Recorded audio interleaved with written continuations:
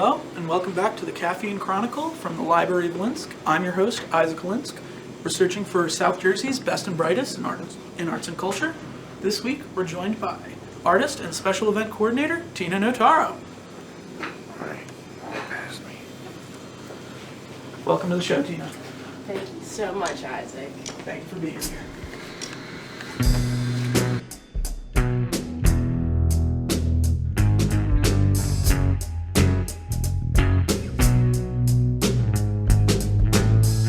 All right, today we're drinking Motto Sparkling Matcha.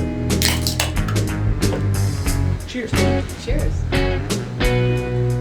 And if I open up the corner. All right, you ready to jump right into it? Yes. All right, Tina, question one. When did you first realize that live music would be a large facet in your adult life and career? Oh, I mean, like, live music has always been a fun, important thing in my life. I mean, I was even in, like, the marching band in high school.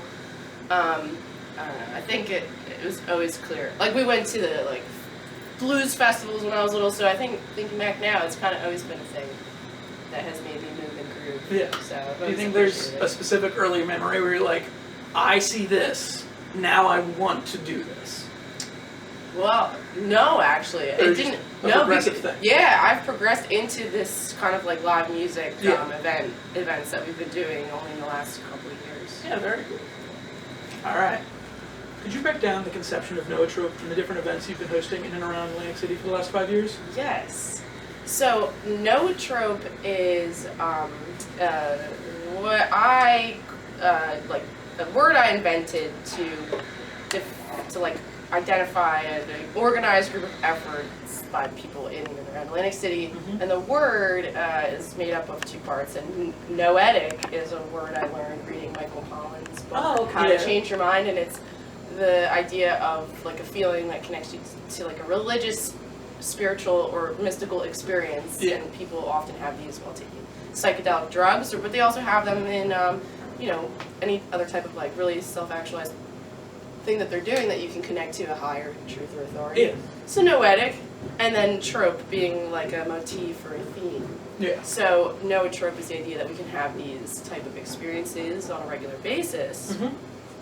And it kind of started with the beach rave, and that for me is like the epitome of what that word means. Noetrope, and it's because it's like this ephemeral thing that comes together on the beach under the moon at night, and then the just stars disappears. align. The stars align, exactly. It's like, but then it all disappears, and it's like gone until the next time. But it like exists in the now and forever, and that was kind of the genesis of the entity Noatrope. And then, other than doing the beach raves, we started doing the night markets, the New Moon Night Market and Dance Party at Anchor Rock Club. Yeah. I've done a singles mixer at Tony's Baltimore Grill that was based on people's fatal flaws. And I've had also some, I did a fundraiser for the Arts Foundation, like my birthday, a couple years ago, that featured comedians. Very cool. And artists. Yeah. Do you remember exactly when the first beach rave was? It would have been in June 2021. Okay. Beach rave number 1. And we're coming up on beach rave number 8. All right. Yeah. Love that.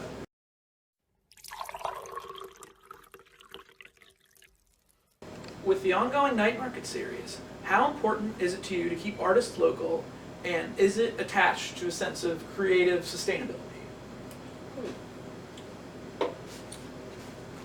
Well, we do even advertise the night market as hyperlocal artists. So when people apply, there is a question of, are you like in this area, like hyperlocal AC or South Jersey, or are you a visiting artist? There's plenty of artists around here, so I don't think it's not hard for me to make sure that the art is local, because that's by nature what I'm surrounded by, and the people I interact with. What was the other half of the question? Is keeping artists local, is that attached to a sense of creative sustainability?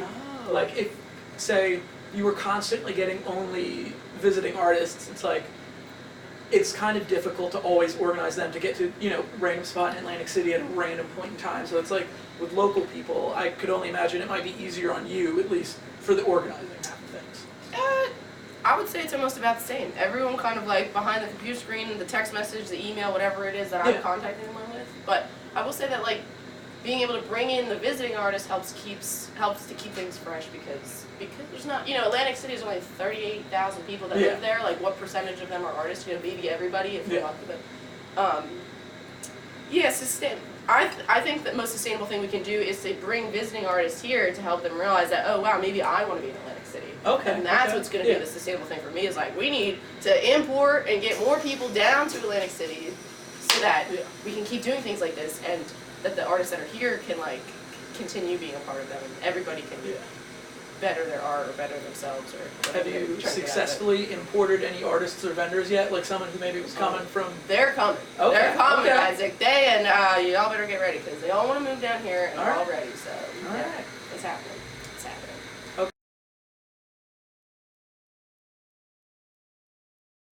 Okay. In your eyes, what would be the ideal culmination of all of your creative efforts in 5 years' time?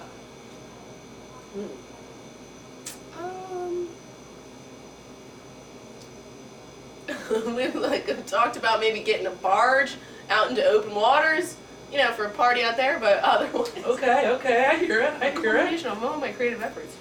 I don't know, like one big giant party in the city. Mm-hmm. Just like it's pretty simple stuff. Yeah, pretty simple stuff like that. Just getting everybody together. Mm-hmm.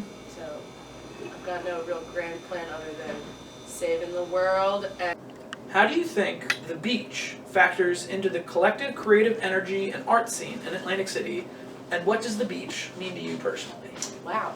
Well, considering Atlantic City has one of the only free beaches in the state, it is a beautiful, pristine, accessible, natural landscape that anybody has access to and anybody can enjoy at pretty much all hours of the day, like we do. So sometimes people go to the beach during the day. I think that it's a really cool thing that people have been traveling to the beach for millennia, right? Like the Native Americans used to make their way. They've trekked down here for their seasonal kind of like vacation that they would do. It's it can be refreshing and renewing. I know people that jump in the water to keep their body and mind kind of in check. Jonathan Pitney founded Atlantic City as a healthcare resort initially. Yeah, and that it makes sense because that's what it feels like, and it's been a little bit tainted by this idea of like, vice and debauchery, vice and debauchery. But that beach still exists there. That really like you're at the edge of the world. Yeah. Like if that doesn't like give you some sense of like ultimate big idea type of purpose. Or existential dread maybe even, but like it does something to you. So I think that for anybody, including artists, it's not only nice, but it's an important element of living in Atlantic City. Okay. And what does it mean to you personally?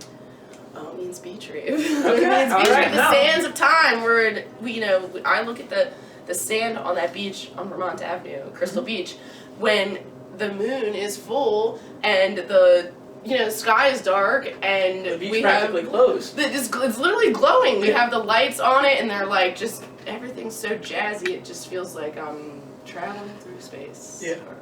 With all my friends. So. All right. That's what it means to me. All right. Oftentimes in the past, we've found ourselves engaged in conversations about the Atlantic City Philly train and other parts of local infrastructure. If you could make one broad sweeping infrastructure change in Atlantic City, what would it be and why?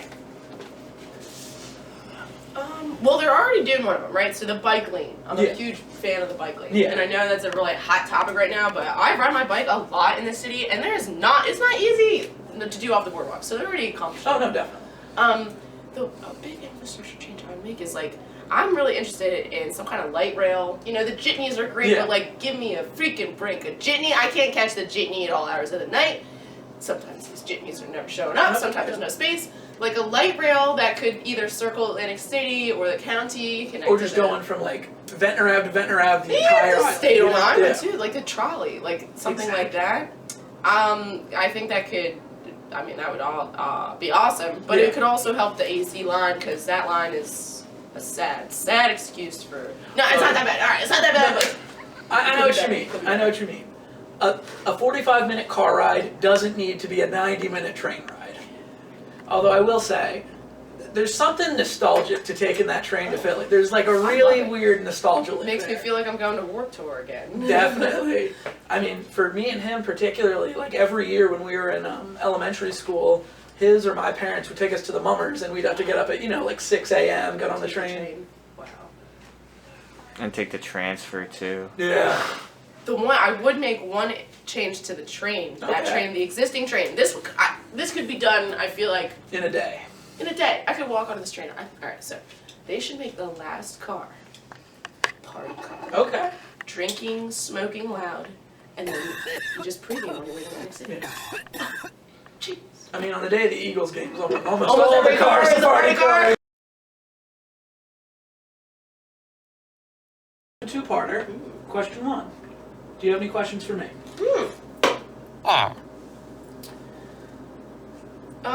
Yes. Hit me. What do you see as the biggest impact of your interview show here for the local area? Frankly, I think this interview series, at least in its conception right now, it's like I'm trying to highlight as much of my perception of the arts and culture scene as I can, and if I can just amplify anyone by any percentage, I would be happy. And then, I don't know, if it gets any popularity or goes somewhere, that's an added plus. But for this, really, it's just like, I knew I wanted to do something creative, and I know I have all these different resources and social connections that I can make, but it's like, what's the best, most clear-cut way that I can get this out here? And I don't know, I think I have a pretty decent conversational voice and that kind of a thing, so doing a straight interview series like this seemed just like the natural culmination of all my efforts. Very cool. All right, now part 2. Would you like to have a Double D's dance party to end the show? Yes, Double D's. Double D's. That's my guy. Yo, anybody want to hit this weed that I grew in my backyard? Enjoy. I'm here to tell you that there's so much more than just working till you die and being poor. But I'ma get a little high just so that I'm sure I'ma party till I die, or at least until I hit the floor. I'ma party till I die, or at least until I hit. You guys still feeling good out there? Where the fuck are my wubs?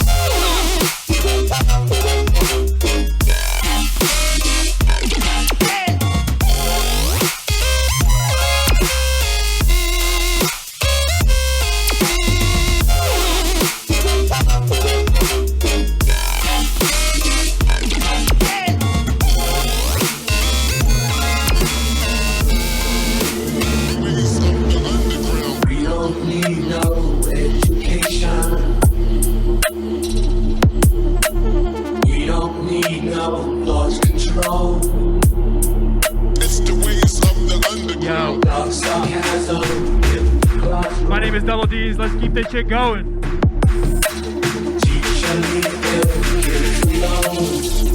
Nowadays, it's the underground.